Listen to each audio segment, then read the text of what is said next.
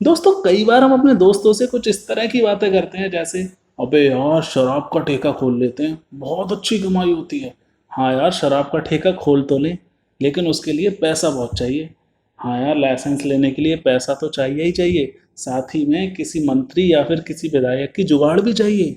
जी हाँ दोस्तों, इस वीडियो में मैं आपको शराब के लाइसेंस से जुड़े सारे सवालों के जवाब दूंगा। बस वीडियो को अंत तक देखते रहिए। वीडियो को देखने के बाद आपको ये सारी चीजें बताऊंगी कि शराब का लाइसेंस कहाँ से मिलेगा, इसमें आवेदन कैसे कर सकते हैं, कौन कौन इसमें आवेदन कर सकता है, इससे कितनी कमाई होती है और शराब का ठेका खोलने में कितना खर्चा होता है। जय हिंद दोस्तों, मेरा नाम है दीपक और आप देख रहे हैं चौकस खबरें।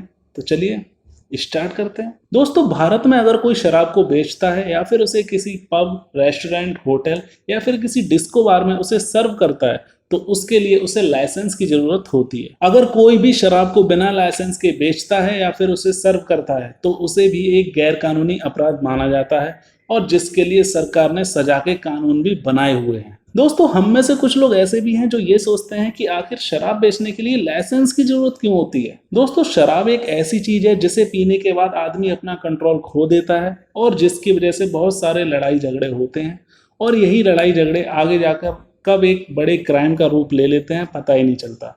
तो दोस्तों शराब एक बहुत ही सेंसिटिव चीज है, इसे बेचना एक बहुत ही सेंसिटिव चीज है। इसी वजह से शराब की मैन्युफैक्चरिंग, प्रोडक्शन और उसकी सेलिंग को कंट्रोल करने के लिए राज्य सरकार अपने नियम के अनुसार लाइसेंस देती है। तो दोस्तों इसी वजह से ये लाइसेंस दिया जाता है, क्योंकि आप खुद ही सोचिए कि अगर ये लाइसेंस ना दिया जाता तो कोई भी कहीं भी बैठकर कितनी भी शराब बनाकर बेच रहा होता। दोस्तों अब अगर बात करें इससे होने वाली कमाई की तो इस बात का अंदाजा हम इस बात से भी लगा सकते हैं कि हर इंसान को पता है कि इसे पीने से मेरे शरीर को नुकसान ही होगा, तब भी इंसान इसे पीता है। आलम यह है कि रास्ते में अगर कोई एक इंसान दूसरे इंसान से एक एड्रेस पूछता है कि भाई साहब मुझे ये एड्रेस बताना, ये दूध की डेयरी के पास मुझे यहाँ जाना है, तो दूसरा आदमी ऐसे बुरा सा मुंह बनाकर बोलता है हमें नहीं पता। और वहीं अगर कोई दूसरा इंसान ये पूछता है कि भाई साहब ये एड्रेस बताना, ये शराब के ठेके के पास जाना है मुझे, तो आदमी ऐसे खुश होकर एड्रेस बताता है जैसे स्वर्ग का रास्ता बता रहा हो। वाह। कोरोना की वजह से लगे लॉकडाउन के बाद जैसे ही शराब पहले दिन मिलना शुरू हुई, शराब की दुकानों पर इतनी लंबी लंबी लाइनें लगी, इतनी ज्यादा भीड़ हो गई कि जैसे कोई फ्री में लंगर बांट रहा हो, जबकि सरकार ने 70% तक टैक्स बढ़ा दिया था। अरे इन्हें क्या फर्क पड़ता है महंगे और सस्ते से, शराब चाहिए तो चाहिए। मतलब सीधा है कि चाहे कुछ भी हो जाए शराब की सेल में कभी कमी आनी ही नहीं है। और फिर शराब की कमाई उसकी लोकेशन पे भी डिपेंड करती है, मतलब कि कहाँ पर और कौन सी लोकेशन पर आपने शराब का ठेका लिया हुआ है। औसतन अच्छे चलने वाले ठेकों की कमाई रोजाना 30 से 40 हजार रुपए तक होती है। दोस्तों जैसा कि मैंने आपको बताया कि शराब की कमाई उसकी लोकेशन पे भी निर्भर करती है, तो अगर आप किसी ऐसी जगह पर शराब का ठेका लेते हो जहां पर उसकी कमाई बहुत अच्छी है या फिर उसकी सेल बहुत अच्छी है, तो वहां पर आपको कम से कम 30 से 35 लाख रुपए तक का खर्चा करना पड़ेगा। वहीं अगर आप इसी दुकान को कहीं ऐसी जगह पर लेते हो जहां पर दुकान कम चलती है या फिर वहां पर आबादी कम है, तो वहां पर आपको कम से कम 7 से 12 लाख रुपए तक की जरूरत पड़ेगी। आपको बता दें कि इस पैसे के अलावा आपको विभाग की सरकारी फीस और धरोहर राशि भी देनी होती है, जो कि इस बात पर निर्भर करती है कि जो ठेका आपने लिया है उस ठेके पर पिछले साल की कमाई कितनी हुई है। यानी कि इस साल जो आप ठेका ले रहे हो तो सरकार ये देखेगी कि इस ठेके पर पिछली साल कितनी ज्यादा बिक्री हुई है, उसके आधार पर ये धरोहर फीस और सरकारी फीस निर्धारित की जाती है। दोस्तों शराब की दुकान 3 प्रकार की होती है। नंबर 1 देशी शराब की दुकान, जहां पर खाली देशी शराब को ही बेचा जा सकता है। नंबर 2 अंग्रेजी शराब की दुकान, जहां पर अंग्रेजी शराब के साथ बियर को बेचा जा सकता है। नंबर 3 मॉडल शॉप, जो कि बड़े बड़े शहरों में पाई जाती है।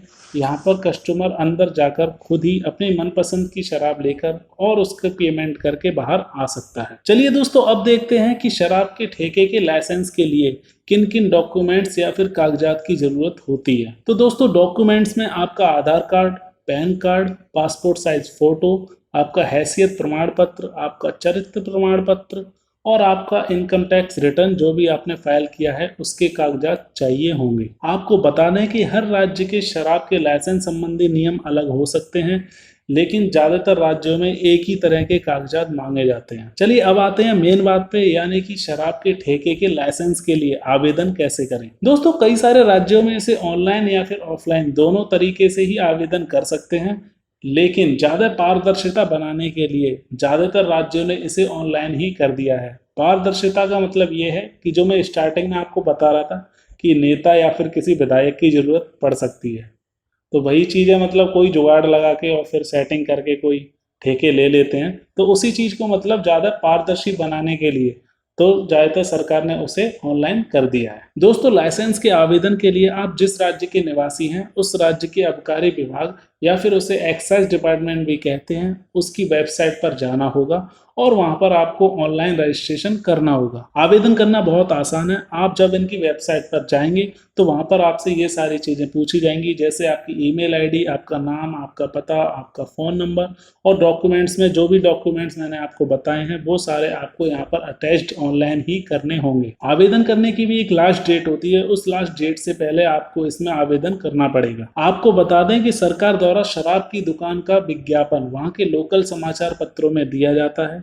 जहाँ पर उसकी टेंडर डेट, टेंडर फीस, उसकी धरोहर राशि और दुकान का सारा विवरण दिया होता है। साथ ही साथ इसमें प्रोसेसिंग फीस, इसकी बेसिक लाइसेंस फीस और इसकी जीएसटी का टोटल अमाउंट भी दिया हुआ होता है और आपको यह भी बताया हुआ होता है कि आपको इसे किस अकाउंट में ट्रांसफर करना है या फिर किस डिमांड ड्राफ्ट में आपको इसे भेजना है। क्योंकि आपको बता दें कि किसी राज्य में सरकार ने शराब बेचने की उम्र 18 निर्धारित कर रखी है, तो कहीं पर 25 निर्धारित कर रखी है। तो इसीलिए मैं आपसे कह रहा हूँ कि सरकार की सारी नीतियों को, उसके सारे रूल्स और रेगुलेशन को अच्छी तरह ध्यान से पढ़ लें, तभी वहाँ लाइसेंस के लिए अप्लाई करें। तो दोस्तों, आपको ये वीडियो कैसी लगी? अगर वीडियो अच्छी लगी हो तो वीडियो को लाइक जरूर कर दें और ऐसी ही वीडियो फ्यूचर में पाने के लिए चैनल को सब्सक्राइब जरूर कर लें। जय हिंद।